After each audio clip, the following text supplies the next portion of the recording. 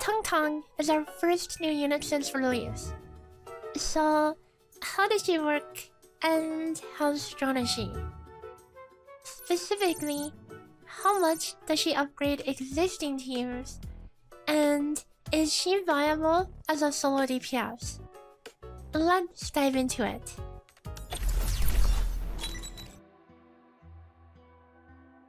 Tangtang is a Cryo caster who can deal a fair amount of damage while providing support. The basic concept of her rotation is to use her combo twice by triggering either Cryo Infliction or an Arts Burst.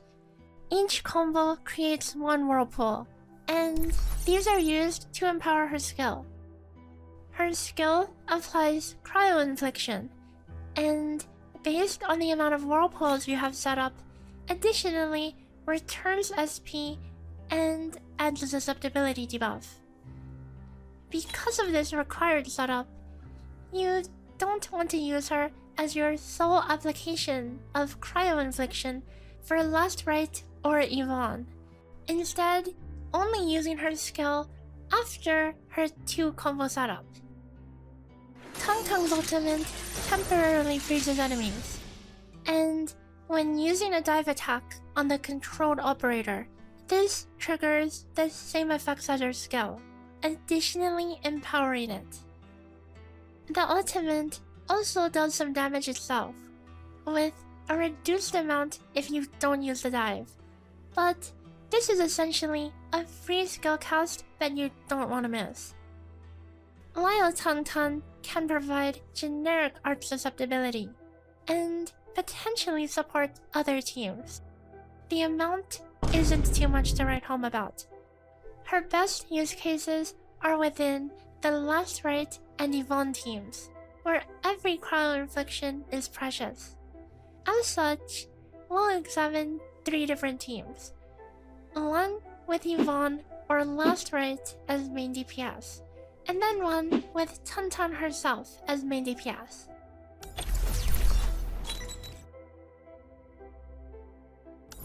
In this section, we'll break down optimal gear and weapons for each of the team members, followed by a rotation walkthrough. For characters included in multiple teams, I won't repeat their build side unless there are notable changes or new options. Note that the rotations are optimized around a 0 energy start for single target scenarios. Let's start out with Tangtang on the Yvonne team. Her signature weapon is a sizable margin over her other options, offering not only greater personal damage, but also team support. This puts the alternatives around 10% lower than her signature weapon for total team damage. Since Tangtang is doing roughly 20% of the team's damage, you'll notice that the margin between P0 to P5 for the weapons that only benefit her personal damage is fairly small. Carnival, despite having effect she can't proc at all, is a very strong stat stick and is competitive with her other options. In terms of gear, you'll want to use the new Bone Crusher wristband T1, as well as 2 of the Bone Crusher T2 masks for gear. Use the Type 50 Yinlan Heavy Armor T1 for some ultimate gain after, as she'll need this for the rotation. For Yvonne, gear and weapon options remain the same as that covered in the Yvonne guide. However, when considering the total team's damage, the difference in damage between her signature weapon and alternative options is very similar to that of Tangtang. So, if you had to pick one of the 2, it may be more worth getting Tangtang's weapon, as it is more flexible, though Yvonne's is slightly more powerful. Remember that her ultimate's damage is basic attack damage, so don't bother with any of that new ultimate damage gear. Xaihi's best weapons are still either Detonation Unit or Chivalric Virtues, with detonation unit being slightly preferred. Note that the new Redeemer body that increases int still leads to less overall int than running Eternal Zero Knight 3-piece and a Frontiers kit. However, running Xaihi on a pure int stacking build can be a damage increase when running Gilberta on Eternal Zero Knight. Speaking of Gilberta, let's take a look at her build. For weapons, her signature weapon is actually a damage loss versus a maxed out stanza. For gear, just use Eternal Zero Knight, even if you decide to run it on Xaihi as well. If you do have her sig though, the Swordmancer set is an option for more stagger. If you don't have Gilberta, you can use Perlica instead. I won't even show any weapon options beyond stanza, because if you don't use stanza here, you're trolling. For gear, use Eternal Zero Knight Gloves T1, or Aethertech Gloves if you have P2, along with the Pulsar Labs body and 2 calibrators. The rotation between the Perlica and Gilberta support variants is nearly identical. For both of them, simply hit their combo whenever it's up. And for Perlica, use her ult before the burst window to buff the team with stanza. And for Gilberta, the timing is a bit more precise. So let's take a look at the full rotation example. Start the rotation out with Tangtang's skill. We use this early for an instant cryo infliction to get her combo cooldown rolling, as this will be the main bottleneck of the rotation. After one basic attack combo, use Xaihi's skill. We specifically delay the Xaihi skill so we can time its cryo infliction to coincide with Tangtang's next combo. After another basic attack combo, use Yvonne's skill, basic attack, and combo, holding Xaihi's combo for when Tangtang's combo is nearly up. After another basic attack combo, use Xaihi's skill again, and continue to basic attack until Tangtang's combo is up, where you use her skill and combo, along with that of Xaihi. Use Xaihi's skill one last time. Her combo will trigger Tangtang's 4th combo, and now it's go time. Use Xaihi's ultimate, and then Yvonne's skill, auto, and combo, followed by her ult. Halfway through the ult, use Gilberta and Tangtang's ult, jump and dive on Yvonne, and after using the ultimate's final attack, dodge cancel it and use your finisher. Let's now look at it in full speed.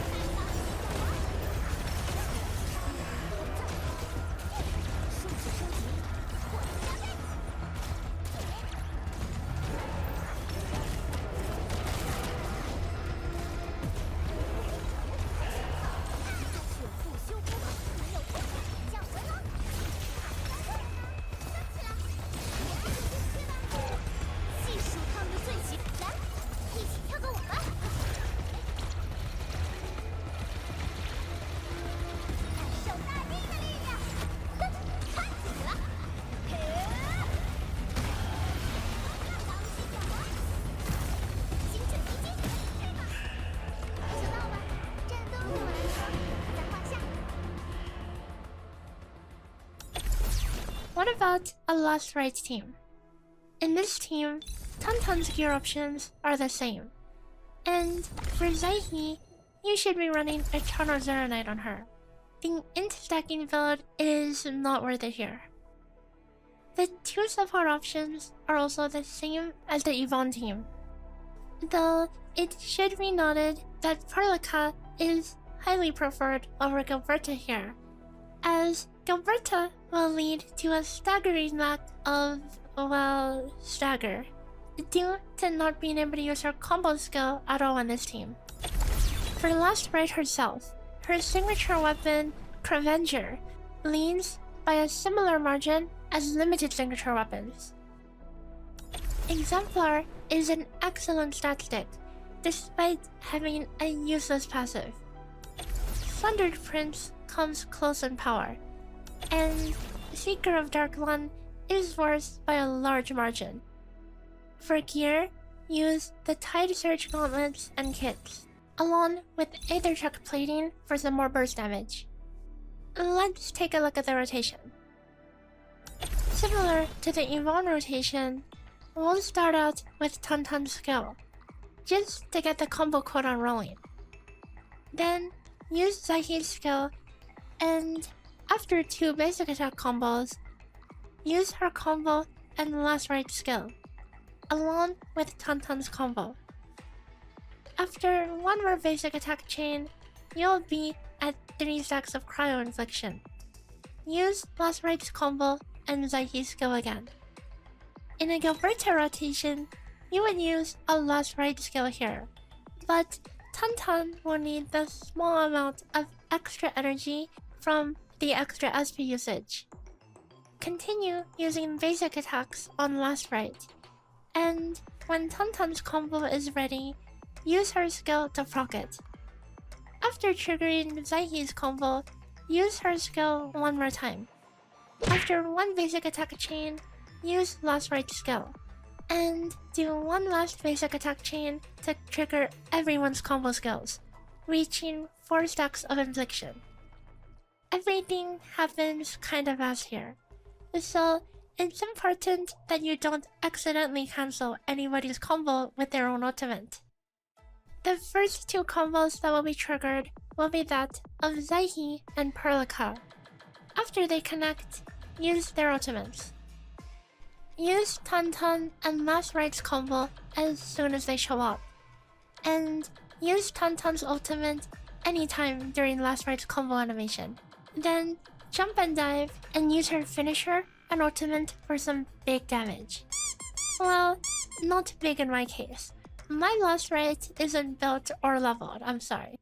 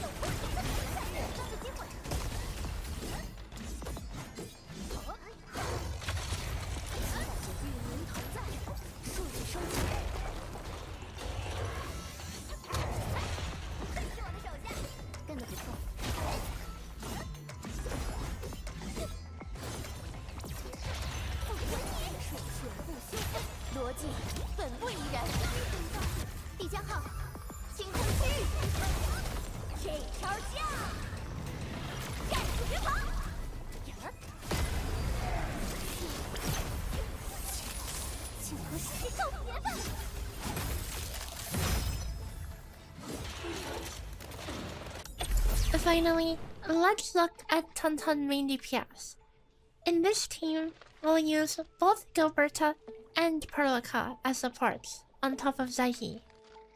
Because we now have 2 off-element operators, only one of them can use Stanza.